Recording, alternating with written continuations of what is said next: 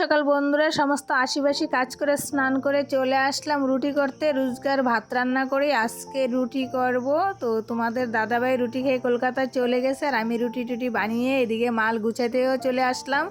কারণ হলো আজকে তাড়াতাড়ি বেরিয়ে যাব 9:30টার মধ্যে, 9টা 9:30টার মধ্যে। তো তোমাদের দাদাভাইও রুটি খেয়ে গেছে। তো আর আজকে শুক্রবার, কালকে ঈদ, শনিবার। তো আজকে ভেবেছিলাম তোমাদের দাদাভাইয়ের আমি একসাথে বেরোবো। তোমাদের দাদাভাইয়ের একটা কাজের দরকারে তোমাদের দাদাভাই চলে গেছে কলকাতা, আর আমিও খেয়ে দিয়ে গুছিয়ে নিয়েছি। কারণ আর বেশি দেরি করবো না, রৌদ্র উঠে গেছে। বেশি দেরি করলে রৌদ্রটা যত বেলা হবে তত খারাপ লাগে বেরোতে।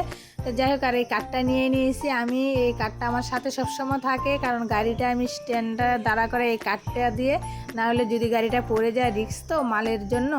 তো যাই হোক, আমি পাড়াতে চলে আসছি। ভিডিওটার বেশি বড় করবো না, এখানে শেষ করবো। যদি ভালো লাগে অবশ্যই একটা লাইক করবে, চ্যানেলটাকে সাবস্ক্রাইব করে আমার পাশে থাকবে, কমেন্ট করবে। দেখা হবে পরের ভিডিওতে। তোমরা ভালো থেকে সুস্থ থেকে আমি ব্যস্ত থাকি।